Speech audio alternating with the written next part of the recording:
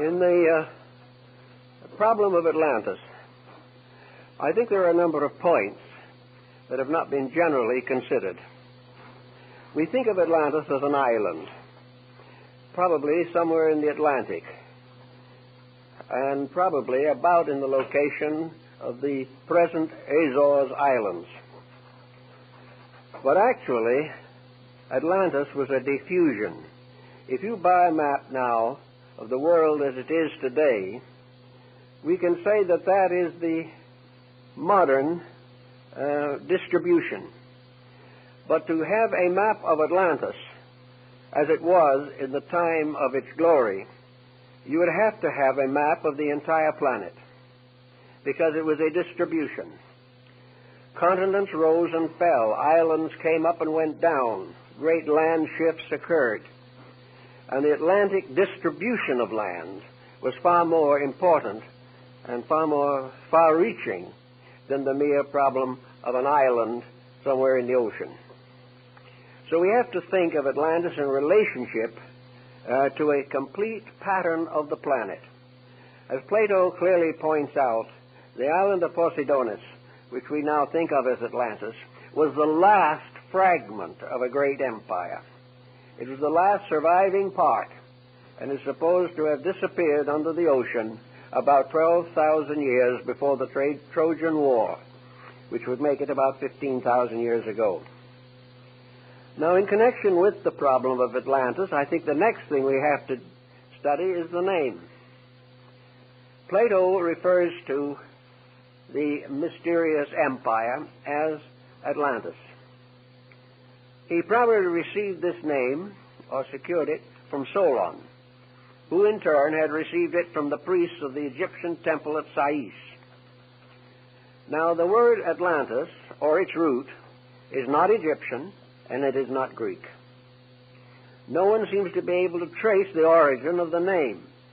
It appears on two very important phases of ancient mythology, Atlantis and Atlas. And the root is ATL, Atal.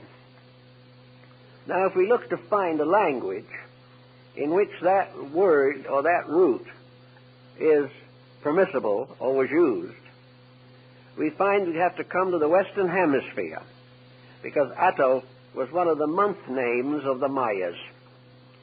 It also has more than just a name significance. Its glyph, or its symbol, is a deluge. This seems then to give us the real basis of our word, that we are dealing with a term that represents a world experience, that various countries were involved in it, that the circumstances were known around the entire planet, and that the name that has survived to us today is probably based upon the records on the Western Hemisphere. Now, if we take the general term to represent this mysterious region, we then can find from the Codex Troano, which is in the museum in Madrid, one of the surviving documents of the Mayas, that this particular deluge is marked in the glyphs of the people. The story is told in pictures, but among these pictures there is one in which the sky dragon, or the sky serpent, is pouring water from its mouth, and below this the god of death is dancing on the earth. Now, this was a long time ago, long before the coming of the Spaniards, but the records even go much further than that. According to the Chinese, the previous existence before our present coming to this earth was destroyed. The previous world was destroyed by water, a tremendous deluge. And in the I Ching, the 8 trigrams, basic trigrams, correspond to Noah and his wife, their 3 sons and their 3 wives, were the 8 who were saved. And this is exactly what the Chinese tell us. So the story goes around here and there and everywhere. It's a very interesting story, but what does it really mean? Is it merely an archaeological curiosity, or does it have some dynamic value for us today? I would like to think of Atlantis much as Lord Bacon did in his book, The New Atlantis, in which he says in very simple terms, the New Atlantis, which is America. Bacon was quite convinced that on the Western Hemisphere a great empire would arise, an empire that would surpass the glory of the Atlantean story, and that this new world would not be destroyed. It would not turn against the gods. It would not misuse the energies of nature, and as a result would become a new world, a restoration of the Golden Age. Now, when we study this Atlantean problem a little more carefully, we realize there have been a number of speculations on this. Vice President Dawes made quite an extensive search for the Atlantean world. A number of good archaeologists and ethnologists have devoted time to it. And the general attitude is no longer to discard it as a fable, but to try to find out what its actual meaning could be. Now, let us suppose that Solon was correct, and that Solon, being an old man, was unable to do what he had intended to do, and that was to write out an account of the lost Atlantis as he found it, or it was given to him, in the caves under the Temple of Sais in Egypt. Here on columns formed of orichalcum, a metal that cannot perish, was recorded the story of a lost world. These two tablets are sometimes referred to as the Tables of Enoch, and we find a great deal of mystical lore surrounding this story. In any event, Solon, being very old and unable to carry on the work, passed the legend on to one of his descendants who was a student of Plato's. And this student, in turn, told Plato, who took the story, to use it as a great symbolical account of the descent of man. Now, Plato does not deny that the story is literally true, but he does point out so many very subtle and unusual details that we are forced to realize that he embellished it to represent the entire story of the planet Earth and its development. According to Plato, at a remote time, the gods of high Olympus distributed the world to their various sub-deities, and to Poseidon was given the lands of the sea, the great oceans, the islands, the archipelagos. And Poseidon created his kingdom in the oceans, and he created a wonderful city called the City of the Golden Gate. And in this city there was the temple to him, and in this temple were the tablets containing the laws of life, the laws that must be obeyed if man is to survive and to enjoy the favors of the gods. And the Atlantic Empire consisted of 7 islands. These 7 islands also occur in the Mexican story. These islands came together to form a league, and this league in turn created a kind of empire. And in the course of ages, the princes of the islands of the Atlantides became very proud. They decided that they would conquer the world. So in order to achieve this great end, they decided to send expeditions of conquest over all the other parts of the then Atlantean distribution. Now, this distribution at that time consisted, much as it does today, of countries of various degrees of development. It was not an uninhabited world. The Atlanteans were not the only people. But these other people were comparatively primitive. They were like the natives of Africa, or the natives of some Polynesian area, or perhaps the natives of some distant islands of the South Pacific. They were primitive people, but they existed. And the Atlantean merchants went to them, traded with them, and bartered with them. Plato states definitely that Atlantis had a great mercantile, that it traveled to all parts of the world, that it even visited Europe and as far south as South America. But gradually this empire grew more and more proud. Gradually fame, wealth, and power became the great objectives for life. And there was another dimension. These peoples possessed extrasensory perceptions that had not yet been closed by the process of embodiment. They were like the extrasensory perceptions of small children, in whom faculties are partly active, which are now dormant in our racial groups. So in any way, these magicians, these sorcerers, these powerful ones who possessed vril being the one motive power that is inexhaustible, something we could use today.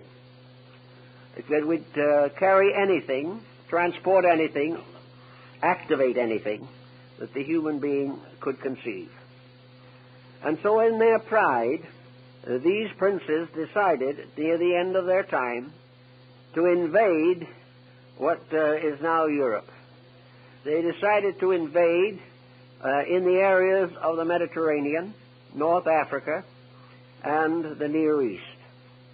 So they sent great fleets to conquer these countries. In the meantime, the deities, particularly Poseidon, realizing what was occurring, gave warnings and sent prophets and told these people they were destroying themselves, but they were proud and they gave no mind or no thought to consequence. And finally they rebelled against the gods, and the gods reacted accordingly. In a single night, the great center of Atlantean culture, the island of Poseidonis, the last surviving fragment of an ancient order of life, disappeared under the ocean, and according to the Maya calendar, carried with it to death 60 million human beings. This was the end of a great cycle of misuses and abuses in which those powers, forces, and principles which had been intended to be of common good to all mankind were perverted and in one way or another turned against the will of heaven, and in consequence they were destroyed. Now this also causes us to have another little interlude here, which I think we should give a thought to. We are told by Plato and several other historians of the time that various agencies, various merchants, travelers, explorers from Atlantis visited other lands. And among those who visited other lands were the priests of the Atlanteans, those who worshipped the great golden serpent. Serpent worship was one of the oldest religions of the world. Now these various missionaries, shall we say, went to primitive people, as we send missionaries today to underprivileged or gradually evolving groups. And these missionaries set up various institutions in the distant parts of the empire, the parts that were not actually destroyed by the destruction of the Atlantean centerland. Now, it seems to me, and I realize that this is hypothetical, but it seems to me that this explains a series of legends and myths which are of interest. We are told, for example, that the people of Chaldea and Babylonia were very primitive, that they had not yet discovered the use of fire, that they did not know how to cook food, they did not know how to keep records, they had no medical knowledge, they had no laws to live by and no governments except tribal communes. And in the midst of all this time, while they were living along the shores of the sea, one day something strange happened. A being came out of the sea. This being, whom they called Oannes, had the body of a fish and the head of a human being, and wore on his head the head of a fish on end. If you see the old pictures, you realize that his hat was what we call today a mitre, which is practically exactly the shape of a fish's head. And this man who came out of the sea had scales. Now, scales could very well represent armor. He carried symbols with him. And he was a good man. And he came to these people. And he taught them. He gave them a written language. He gave them the knowledge of agriculture. He taught them astronomy and the mystery of the stars. He helped them to build a permanent government, introduced them into the mysteries of architecture and the building of cities. And he also taught them the mysteries of heaven and the ways of the gods, and taught them to live in obedience. And he told them that in due time he would return. And then he went back to the sea, promising to come back one of these days, sometime in the future. And he walked out into the sea and disappeared. Now this seems to me to be a veiled story, could be a veiled story, of an Atlantean traveler, a missionary perhaps, who came to these people very much as the Chaldeans coming along the coast of Brittany and France gave them the beginnings of the culture of the Druids. This one who came out of the sea, dressed in armor, probably came on a ship, which came over the horizon and was regarded as evidence that he came out of the sea. The most important thing, I think, in the legend is that he promised to return. So they waited. And they kept his laws and they kept his rules for years, but he never came back.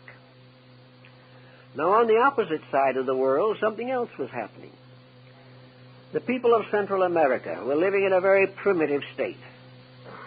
Some of them were cannibals. They had no homes except rude huts. They had no instruments except cut from stone. They did not know how to cook their food. They had no written language and no way of recording their history, no knowledge of any of these things. And while they lived in this primitive condition, a strange thing happened. An old man came to them, riding on the back of serpents. And he came to the shore, and he was welcomed by them, these peoples. And his name is preserved in the three great languages of the central culture of the period and time and place. To the Aztecs, he was Kukulkan. To the ones who lived around Palenque, he was Wotan. And to the Mayas, he was Quetzalcoatl, the feathered serpent. And this man came from the sea with a bonnet of wonderful plumes, almost like wings. And on his breast he carried a cross. He came to them, and they received him with regard and esteem. And he taught them all the things that Oannes had taught the Chaldeans. He helped them to establish a permanent way of life. He gave them the beginnings of a written language, the only written language in the Western Hemisphere. He gave them good government. And then he said, now I go away. But keep the rules that I've given you. And in due time, I will return and claim the empire. But in the meantime, obey the principles I have taught. And these principles were of very high quality morally and ethically. Then this being went to the shores of the sea. And as he stood there, he said to the people that had assembled that a very bad power was coming to them. Tezcatlipoca, the god of war, was going to come from the south to destroy their empire. They should be true, however. They should keep the rules, and then he would return. Then there are two accounts of what happened to him. One that he called to the sea, and the raft of serpents returned. The raft of serpents could well have been a ship, with the very animal heads and so forth that were engraved and written or painted or carved on the heads of ships. The other explanation is that he was transfigured and rose to become immortalized and deified in the planet Venus. He said, I will come back. But he never came.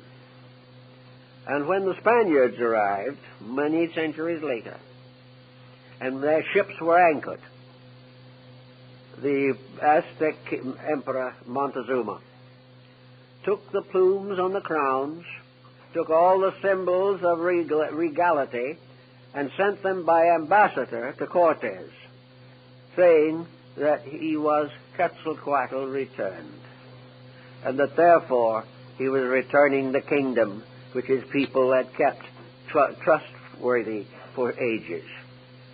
These stories are interesting. There's nothing you can do but remember these strange stories. The same story exists in China.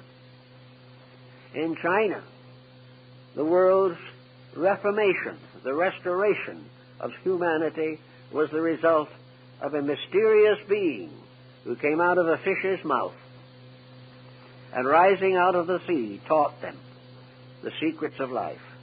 In India, Vishnu, in his first incarnation, is born from the fish's mouth. Everywhere the sea was the source of instruction. Something came from the sea. We can't dogmatize what it is, but it is interesting that at a remote period, certainly 8,000 or 10,000 years ago, if not more, doctrines and concepts and beliefs reached all parts of the world and are still reserved and preserved in all the mythologies, legends, and allegories of ancient peoples, and were recognized as the ultimate source of civilization. Now, if these were missionaries, travelers, philanthropists from the Atlantean Empire, they might have wished to come back. They might have said that they would, or that others would follow. And then came the deluge. The center of the great wheel was destroyed. No one could come back. Little by little, these peoples in different areas modified their beliefs. Interracial minglings brought about complications of stories concerning the descent of knowledge. Here in the southwest of the United States, they have the legends that originally humanity lived under the earth, and a deluge came under the earth, and this deluge threatened the life of everything that lived. So humanity crawled up or climbed up to this upper world upon cornstalks and began to populate the earth, and the point where they came out of the earth is still sacred to the Navajo and the Hopi. Years ago, I had the privilege of bringing to California temporarily as my guest one of the last of the great sand painters of the Navajo, Hosteen Claw. A few weeks ago, when I was in Sedona, in Arizona, I mentioned Claw, and everyone knew who he was. One of the greatest men of his time, an Indian, and a remarkable person. At that time, when he was up there, we had just published our large book, and I wanted him to see it. He spoke no English. He had no idea of what the book was about. So I turned to the plate of the Table of Hermes, just in passing along through the book. You'll find it if you have it. And the old Indian stopped right there. It was Chaldean. He didn't know what Chaldean was, never heard of it. But he told me through Huskanaswood, his interpreter, long, long ago, my people could read this. American Indian. Every once in a while, something like this happens, and no one knows why. But it all adds up to something that is very unusual and very interesting. I think if we follow all of the traditions that exist, we would summarize the highest terminal aspect of Atlantean culture as a very high culture, with scientific knowledge, with good map making, with many types of industry, arts, and sciences, accredited as having the first to domesticate the horse, with hospitals and clinics, and with various types of locomotion. And according to the old stories, the Atlanteans had the secret of flying through the air. We can doubt all these things. We don't know for certain. But we do know that there was on this planet at least 12, 15, 50,000 years ago, because the Atlantean diffusion and its empires probably lasted for better than 200,000 years before the final destruction of Posidonius, that there was a great civilization. One of the Hindu scriptures says, referring to the earth, the Great Mother has shaken many civilizations from her back. And maybe Atlantis was one of them. Maybe Lemuria was another. Perhaps Hyperborea was another. But in any event, far back, there were forms of life and culture very different from what we have today, which destroyed themselves by the misuse of the spiritual powers of life. So now we come to another interesting episode. In the last few years, there's been a great deal of emphasis upon extraterrestrials visiting our planet. Books have been written to show that somebody from outer space, presumably, who came here long ago, produced all kinds of mysterious monuments, records, engravings, pictures, and carvings, are supposed to have had airplanes, all this type of thing, and it was said to have come somewhere from outer space.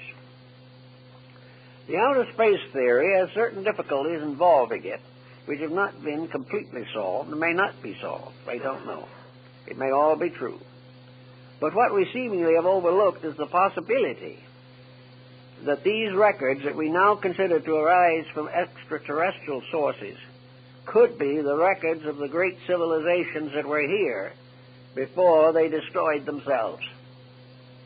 That these people who are said to have come and brought all the secrets of life to these primitive peoples could have been the citizens of the great Atlantic Empire, the empire that was far higher and far more advanced in many ways even than we are today.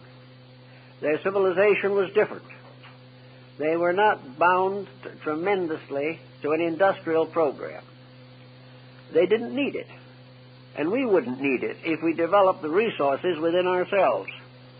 The idea that we have to run the planet the way we're running it now simply means that we do not recognize that within ourselves are the answers to the questions that we now find so difficult. That actually, if we used the interior potential we have, we would have no need of all the problems of depressions and all the mysteries of exploitation that we suffer from today. How would it be to imagine for a moment at least that these so-called visitors were actually the Atlanteans?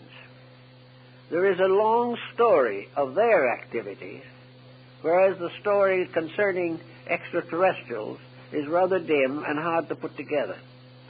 We base the extraterrestrial idea on one point alone, namely that something was brought here or came here at a time before it would seem possible that the human being could have developed or evolved these resources. Some believe that they brought with them electric batteries.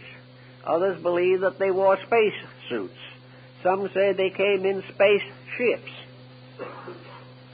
But none of these things really exist to our minds except in the form of paintings and carvings and imageries of one kind or another. The main foundation of our belief is that something happened by which a culture came here or was here prior to our ability to trace its source. If we assume that there was a great source already here, it would simplify a number of matters and make it much easier to account for the travel of these mysterious visitors. Suppose these mysterious visitors were simply part of an advanced culture here. I think we have the same thing in problems today. There are still areas in this planet right now where it is very dangerous for strangers to go. There are still primitive peoples who have no idea whatsoever of civilization and have never heard of it. And in spite of the tremendous spread of our way of life, there are large areas which have not been touched, or so lightly as to mean very little. If in a more ancient time, most of the planet consisted of comparatively primitive peoples, and the last of the great Atlantean diffusion, Poseidonus, was an isolated island, separated by water from practically all other areas on Earth. Most people living in other parts of the planet would have no knowledge of it. Or if they had a knowledge, it would only be a legend. And perhaps the legend is responsible for another series of interesting beliefs. The World Mountain, Olympus, Asgard of the Nordic peoples, the whole series of the demigods who walked with men, the individuals who had apparently supreme power. Montezuma bowed down to them, and they were Spaniards in armor, and Montezuma believed from reports that these men were centaurs, half man and half horse, and was not able to understand that these men were riding horses, which the Indians knew nothing about. Here, less than 500 years ago, we have a situation in which a higher cultured civilization moved in on the primitive one and was mistaken for gods until they proved that instead of being gods, they were ravishers of the earth. So, in that type of thinking, we might also find a source for much of our religious thinking. These mysterious priests of the serpent of the city of the sun. These priests were undoubtedly wise in the mysteries of life.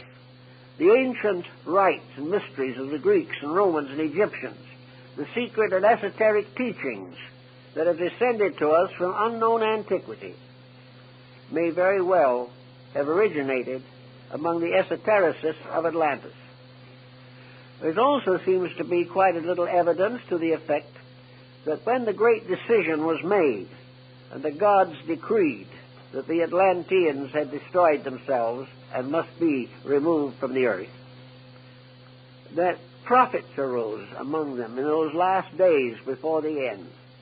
And these prophets warned the people that they had disobeyed the gods, that they had sacrificed all that was good for selfishness, avarice, and power.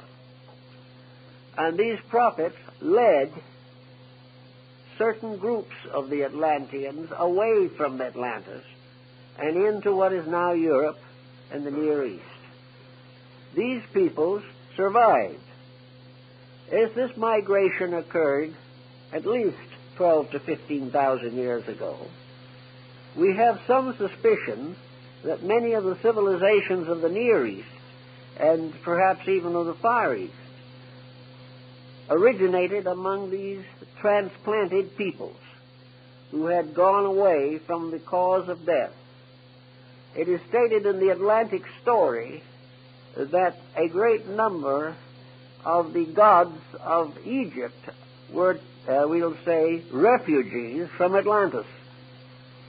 That the gods of the Egyptians were Atlantean deities who originally, perhaps, actually and physically lived as leaders of their peoples.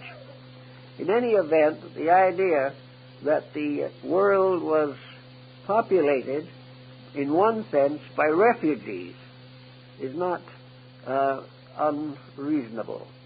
Another story of the same type, which is found in many parts of the world, states that the Atlanteans earned their final destruction by an attempt to invade Europe. That they raised a great army and sent it against Europe and North Africa.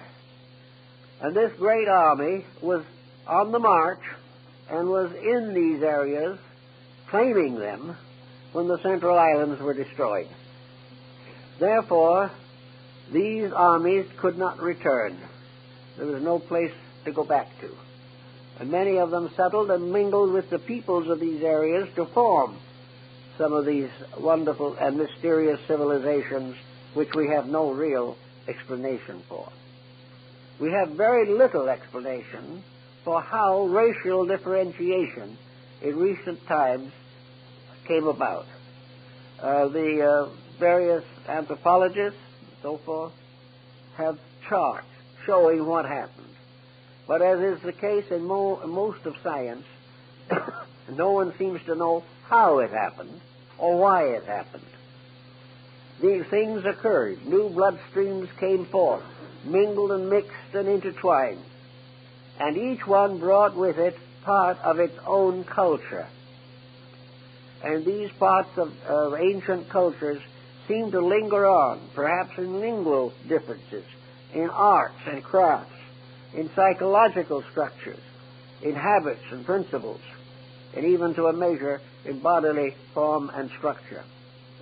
In any event, as Bacon points out, we have a challenge coming to us at the present time. And this challenge is more or less documented in terms of Atlantis, and I think this is the way Plato originally used it. You know, the story of Plato's Atlantis ends in the middle of a sentence. It was never completed. Bacon's New Atlantis ends in the middle of a sentence. It was never completed. Why? We don't seem to know. But I think that Bacon tells us about the importance of it, that the destruction of Atlantis, as left by the tables of Enoch, is this great story of the disaster of disobedience. That regardless of how we think about life or what we believe about life, it is impossible for us to go contrary to the will of heaven. Anything that goes contrary comes in the end to destruction. Plato and several others of the earlier writers also seems to fableize this particular situation. Atlantis may be the submerged self in each of us. This is an interesting possible thought from a psychological standpoint. The psyche may be that part of our nature which alone bears witness to its ancient origin. If there is a record of disobedience and penalty, that record is probably primarily descending within the structure of the human being himself. It is something hidden in his own darkness. It is something that may bring him fear. It may bring him conscience. It may warn him of the dangers of the abuse of power and energy. And if so, it may be the submerged part of man's own nature, that part which was lost because of disobedience to the gods. This may be the large, deep, all-spreading mystery of the fall of man, which has been also recorded in various ways among practically all peoples of the earth. Atlantis also seems to have a very great fascination for the psychologist and the social reformer. Is it true that a civilization existed long ago which knew what we do not know today? Is there something lost in our way of life because it disappeared under the waters of the Atlantic so far back in our story? Is it true that there were giants upon the earth in those days, mental giants, that had skills and abilities which they had derived from the studies of esoteric matters? Did black magic originate in Atlantis? It probably did, according to the Platonic discussion, because it was in Atlantis that for the first time man disobeyed the gods. And from disobedience fell the angels. The entire story of human progress, so-called, is today very largely a record of disobedience. The individual has broken the rules of life. Some people, having broken the rules of life, try to study esoteric matters, hoping to find the secrets of some strange magic of long ago. But if they are those who have broken the rules, and they are seeking a knowledge which they do not deserve, and which they do not have the character to use constructively, they could cause another deluge upon the face of the earth. Therefore, every effort apparently has been made in ancient times to protect the secrets of essential knowledge. There are records of legends and accounts everywhere of secret teachings, esoteric schools. There are accounts of ways by which the human being can develop faculties and powers at present beyond his capacity. The scoffer says the whole thing is superstition, that there are no such forces, but that isn't proven by scoffing. It is only proving by testing. I remember years ago, when I was in India, I met an old gentleman whom I make the hero of a book called The Guru. This old gentleman was a guru. I was never a disciple of his or anything of that kind, but I did know him. And we've talked about many things relating to the Yoga, Vedanta, Tantra of India. These secret arts which are said to have been given to the world by the gods in ancient times. And in talking about it, you see this old gentleman was sitting there very quietly on a little white square like a sheet in his room in a little stucco house in Calcutta. He was sitting there with about 11 feet of his own hair. So I said to him, I'm going back to the States, and as one of the holy men of India, have you a message you would like to have carried to the American people? And the old gentleman, sitting in the midst of his hair, where it joined his head it was pure white, at the outer ends it was black, looked me straight in the eye and said, "Yes, there is. Tell the American people to be practical." That sounds like a very strange thing to say under the conditions. Because if there ever was anything that ever looked impractical, it was what he was doing. So I carried that question a little further. And he explained to me, he said, I would like to make a recommendation.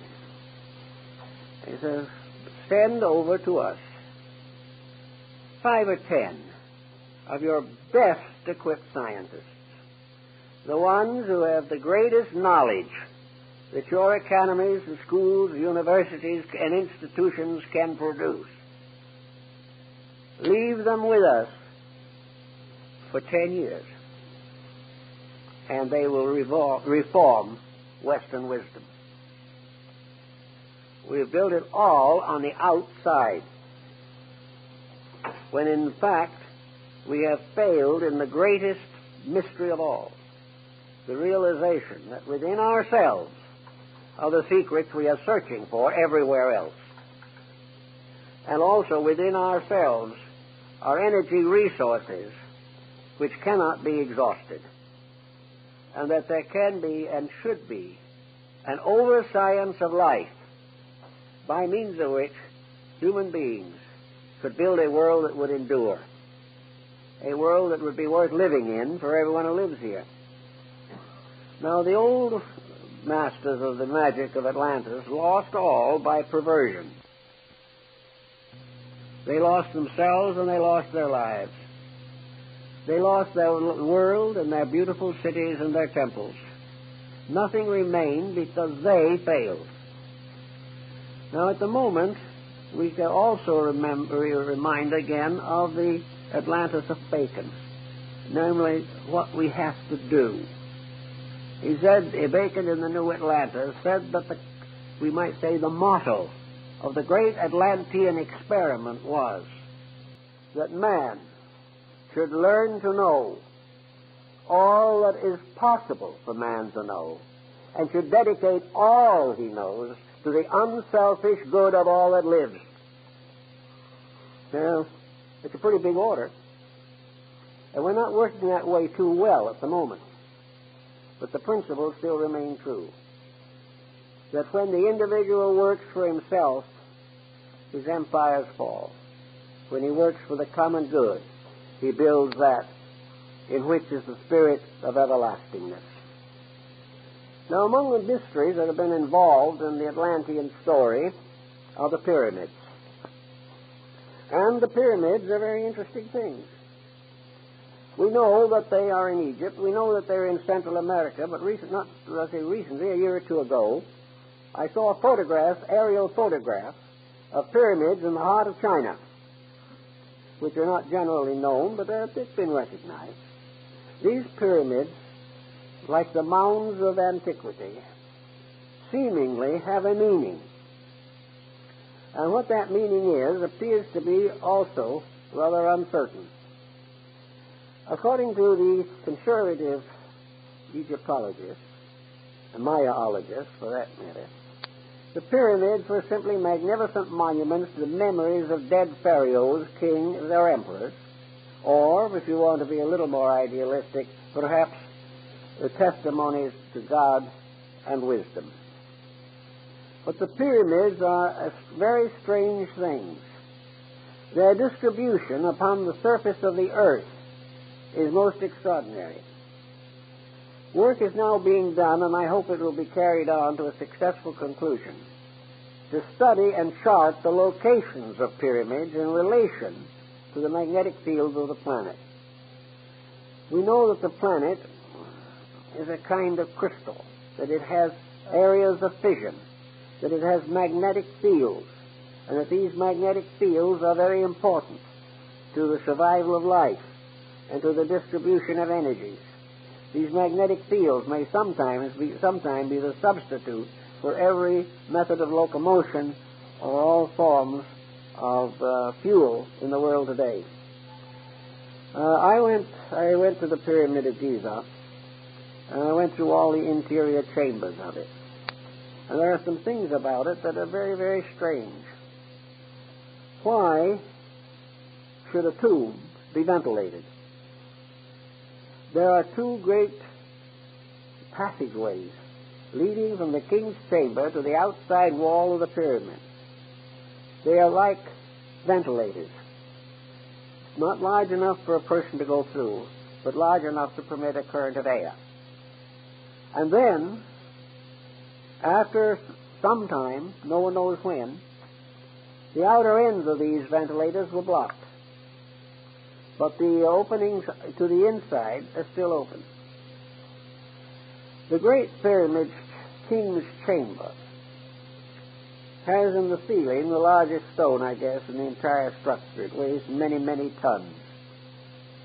The sarcophagus, so-called, has been largely nicked away by tourists, but there is a lighter stone box, much in the shape of a casket, but too small for a human body. The way the Egyptians mummified their dead and put one mummy case and sarcophagus over another before a final interring in the stone vault could not have been done in this case at all. It would have been utterly impossible. So another interesting thing happened. Way back in the days of the glory of Baghdad, the great Sultan of the follower and descendant of the great Al-Rashid of the Arabian Nights, Sultan Al-Rashid bin Mamun, decided to open the Great Pyramid. He had been told that it was built by giants who were called the Shaddai, superhuman beings, and that within that pyramid, and those pyramids, they had stored a great treasure beyond the knowledge of man. So, taking his court with him, the Sultan went to Egypt, and he stood and looked at the Great Pyramid. And at that time, all the casing stones were in place. The four walls were perfectly smooth. There was no visible opening of any kind. And he didn't know exactly what to do. But he heard from legends where he supposed the entranceway was, and he began to dig there. And they had a very fine way of digging in those days, which I think we have improved on. They had to use cold chisels and vinegar to go through the stone. And when they got through a certain way, they did find that they had come very close to an entrance.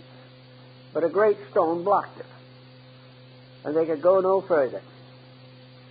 The Sultan or Caliph looked at the stone. He said, "Take it out." So they went to work on that stone with vinegar and very soft metal tools. And after the great trouble, they managed to get the stone out. And as they took it out, another stone fell in its place. And they had to go through stone after stone before they could get into the building. Now, you don't do that just to bury a fairy hole. And at last, when they got all the way in, there was nothing. The only thing they found were a series of little implements, like a little ball that could be used to make sure a surface was even. If you put the ball on it, if it rolled off, the surface wasn't even. And 2 or 3 other little tools, and the dimensions of the building itself. Now, the Shaddai was supposed to have buried all this treasure. Did they really bury a treasure in there? Were those little instruments the treasure? And were the dimensions of the pyramid and its interior structure this priceless secret that was far more important than gold? It has been worked on. Some have decided that the Great Pyramid was a great book of prophecy. Some say that it was built by the Atlanteans. Some say that it has the most perfect mathematical form and the most perfect measurements of anything on earth. They have measured the orientation of the pyramid, and it's oriented up to the 8th or 9th decimal point. And the little error that does exist, just a little fragmentary error, is probably due to the fact there was a minor earthquake that shook off that corner. The building was built by somebody who knew a great deal. Now, if you only want to go back as far as Cheops or Khufu, we have to admit under those conditions that the Egyptians were pretty smart people. Because if they built the pyramid, they had a knowledge not only of architecture, but a knowledge of mathematics, and a knowledge of astronomy, and a knowledge of geography that was prodigious. They knew more about all of these subjects than we knew 100 years ago. Something in this story is another evidence that somewhere in the past there was a very great amount of knowledge. And if it was true, or is true, that the pyramid was oriented to the star Vega, then the entire history of Egyptian philosophy and mathematics is set forth in that building. The Egyptians themselves, at a very early time, said that the Great Pyramid of Giza, Pyramid number 1, was originally the tomb of Hermes, and that in that building was the great key to the Hermetic philosophy, which was restored in Alexandria in the 1st century. Now, Hermes, as the Hermetic tradition tells us, was the god of wisdom, a being known to the Greeks as Hermes, known to the Romans as Mercury, known to the Egyptians as Thoth, the god of writing. And the last poem, by the way, of Longfellow was an ode to Hermes, in which he said, "Trismegistus, 3 times greatest, how thy name sublime has descended to this latest progeny of time." Hermes Trismegistus, the embodiment of all knowledge that is knowable of nature. Hermes was the symbol of cosmic mind, of absolute knowledge. He was described as having written all the books of the world, because every book was written by mind. He was the keeper of the great secrets of life, the guardian of the mysteries. And this work includes a discussion of the Great Pyramid. Certain Hermetic books, probably written about the 1st century, but credited with a greater antiquity, include a work written by Hermes, presumably, to his son Tatian. And he says in this book to his son, he says, "The day shall come when Egypt shall be no more glorious, that nothing will remain of this great empire except broken columns half covered with the sand." And that was written over 2,000 years ago from existing manuscripts. So the entire problem of Egypt ties into Atlantis, to the pyramids, and other ancient monuments. Let's see now what we could say about this pyramid in study of man at the present stage of his evolution. For some reason we're not very sure of, the pyramid is on the reverse of the seal, the Great Seal of the United States. No one knows exactly why it was put there. No one knows who put it there. The custodian of the Great Seal, back about the turn of the century, wrote a book on the story of the Great Seal of the United States. And he said the reverse of the seal, the front, of course, is the eagle. The reverse of the seal has never been cut, for the reason that it is nothing but the dull symbol of an esoteric society. Well, that esoteric society, of course, numbered among its followers Washington, Franklin, probably Jefferson. But in any event, the seal was not cut. Now, the soldiers of the Revolutionary War were paid their wages in what we would term feudatory notes. They were simply local printing paper with practically no value. Nearly everyone who financed the revolution went broke. But these little notes that were passed around, one of them has that pyramid on it before it was on the seal of the United States. And later it was moved onto the States paper. Now, when was the Great Seal cut? It has been cut. It was cut during the presidency of Franklin D. Roosevelt and has since been found on the reverse of our dollar bill. This seal is apparently the symbol of a monument which, according to the Bible, was set up in Egypt to bear testimony.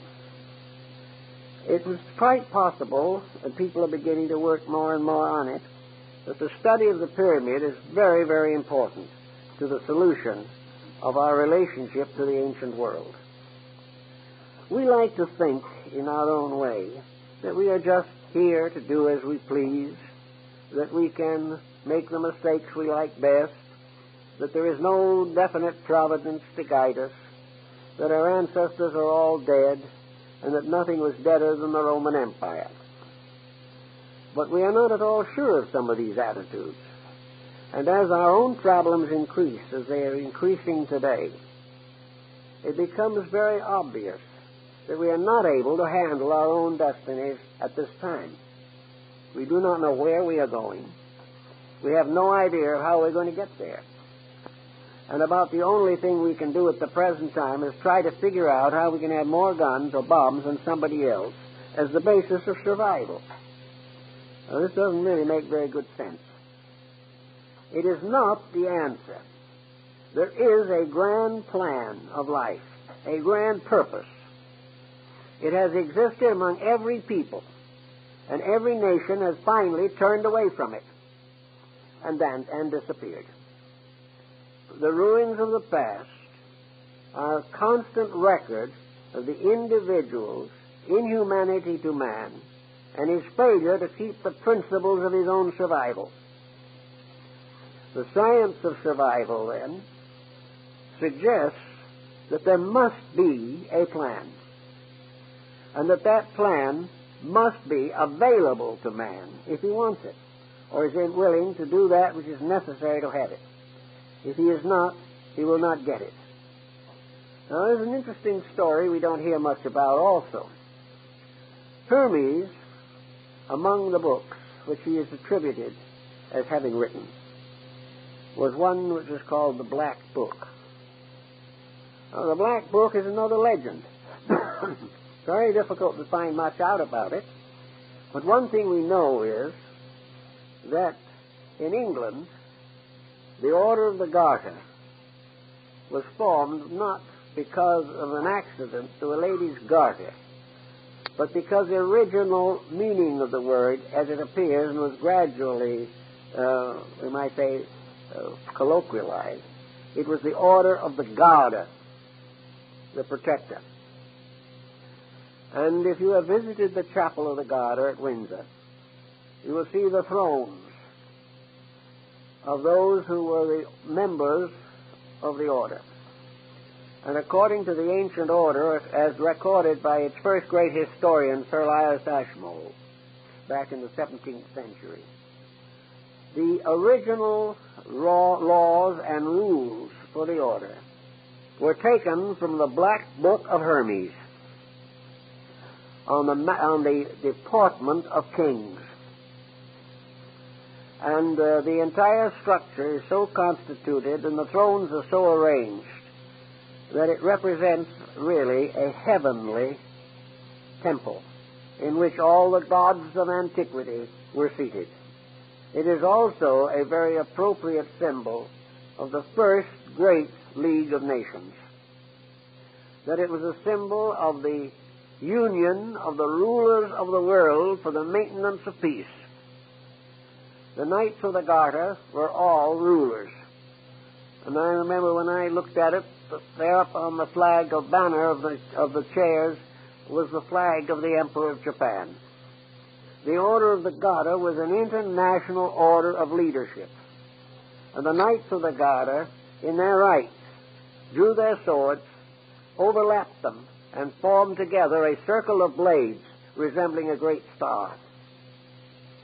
The Knights of the Garter were sworn to the protection of the weak, to the justice that is in the power of the ruler to bestow, and that all together, each in his own way and in his own faith, took his obligation to the God of his fathers to keep the peace.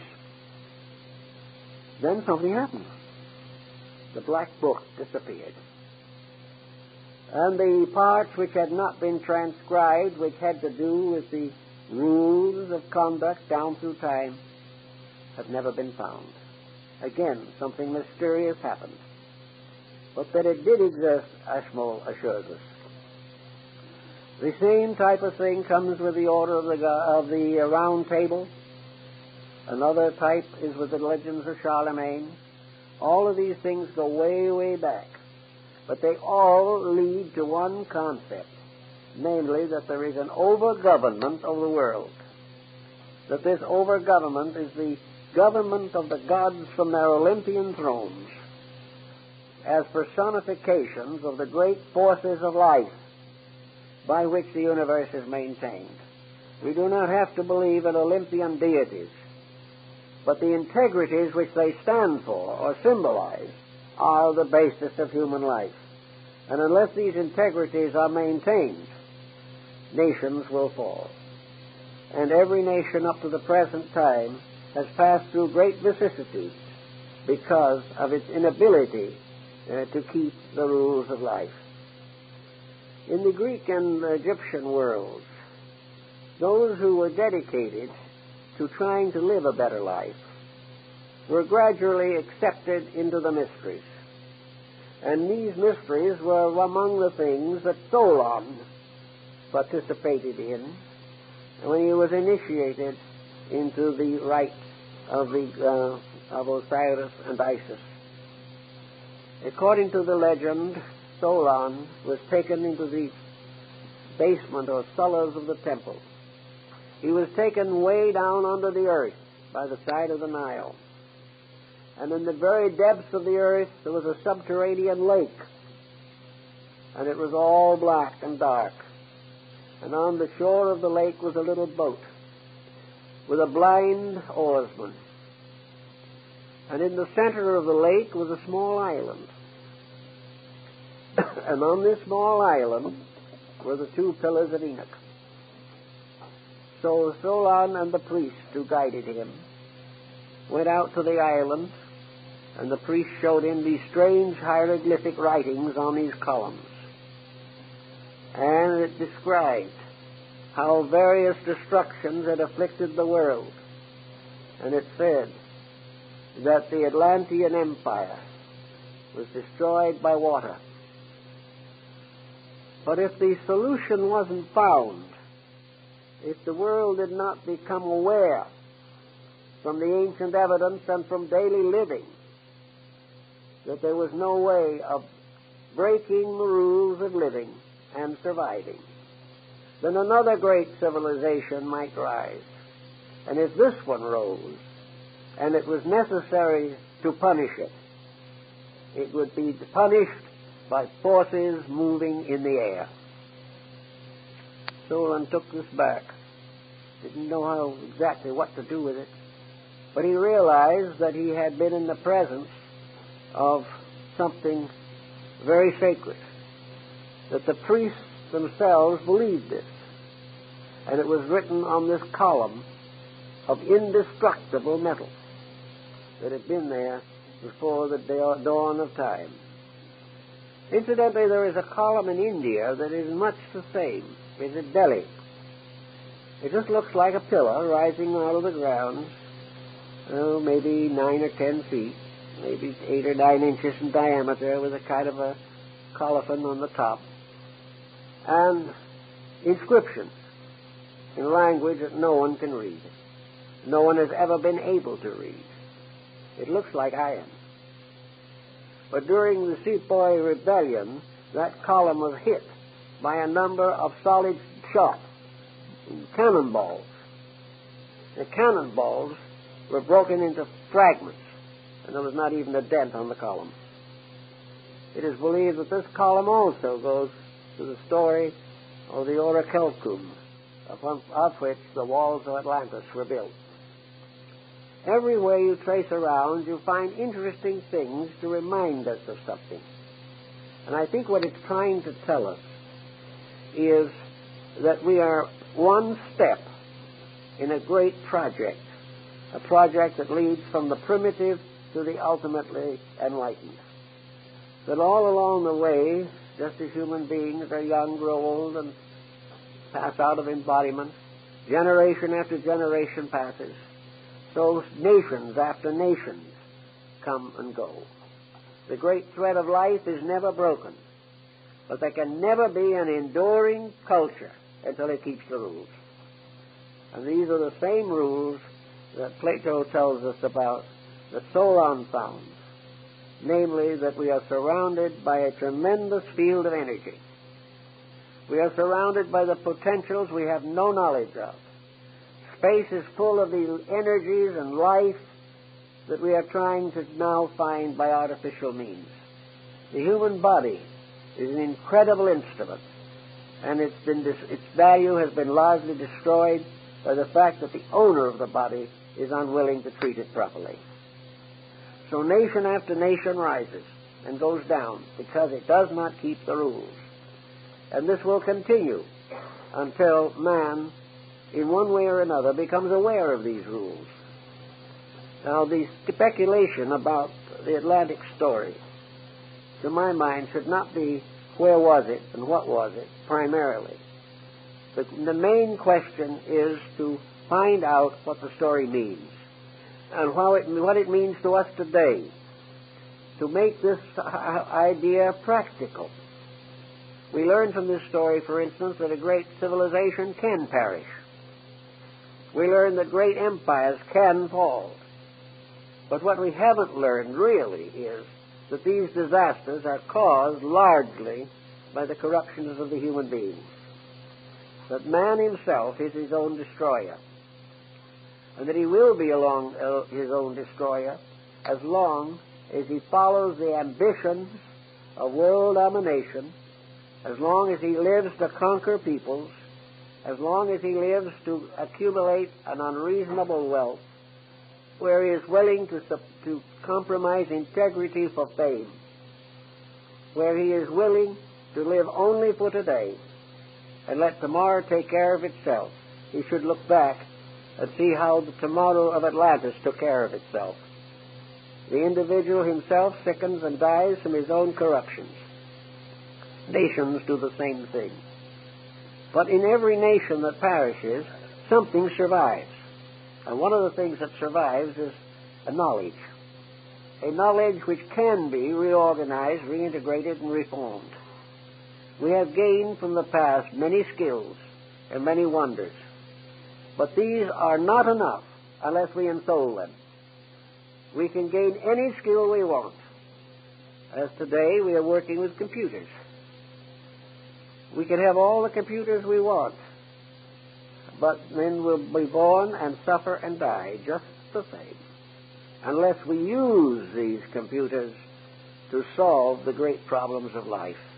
And having found that those answers can be discovered, live by them when they are found. All knowledge has as its final purpose that the individual shall overcome his own ignorance, and that society shall overcome its compound ignorance. And ignorance is nothing but the belief that we can break the rule and survive. So the Atlanteans left us this message, and Mayas left it to us, that the great world patterns, the great world systems with which we are concerned have all perished from one source. We call it ignorance. And it is ignorance in a sense, because as the Chinese point out, any individual who does wrong is ignorant. No matter how learned he is, no matter how many years he spent in school, no matter how many honors have been bestowed upon him, no matter how much wealth he has accumulated, if he has not the understanding of the importance of complete integrity, he is ignorant. Ignorance is the inability to use wisely what the skills of the mind have given us. And until we realize this, we will be perishable. And just like the Atlantis of old, we shall be teetering on the edge of oblivion unless we ourselves make the necessary changes in our concepts and our conducts. Bacon pointed out that there was, in the great city of the New Atlantis, in Solomon's house, there was a tremendous collection of all of the arts and sciences that man had known. That in here, all the wisdom, all the value that humanity had accumulated was in a great museum, a wonderful place, a gallery. And also here were the busts and statues and portraits of the great illumines, those who had given man the great donations and gifts of wisdom. Here was made available to the individual the accumulated wisdom of the ages. Everything of astronomy, of medicine, of art, of literature, everything of science. So each one coming into the world comes into this gallery, and here he sees all that the world has done, all the achievements of the past, and then he is reminded of the simple fact: you have seen all these things. You know they have been accomplished. Therefore, your problem is to take these things and use them for the good of all that lives. Unless somebody somewhere along the line comes to this conclusion and takes this attitude towards all knowledge, the dangers of the deluge remain. The danger that we will tear down or lose a tremendous asset by abusing its use. Actually, it is the same in our personal lives. Unless we control our minds and emotions, unless we organize and rectify character and conduct, we are abusing the priceless privilege of growing, which is our birthright. And those who have abused the birthright, get into trouble. So Atlantis stands for a lost cause. Not lost because the gods merely wanted to destroy a people. Atlantis was destroyed because it was too dangerous to let it live. It meant that if it was not destroyed, evil would spread throughout the world, would afflict all peoples, would tyrannize and dominate and corrupt everything that exists. Before this can happen, so many laws are broken, so many energies are abused, that all these broken rules and these abused energies get together and destroy the source of the corruption. Just as evil creatures, bacillus, the virus, and all these things, come and destroy bodies that have been made infirm. So in the Atlantis story, we have a moral lesson of importance, in addition to a fascinating ancient fable. Thank you very much.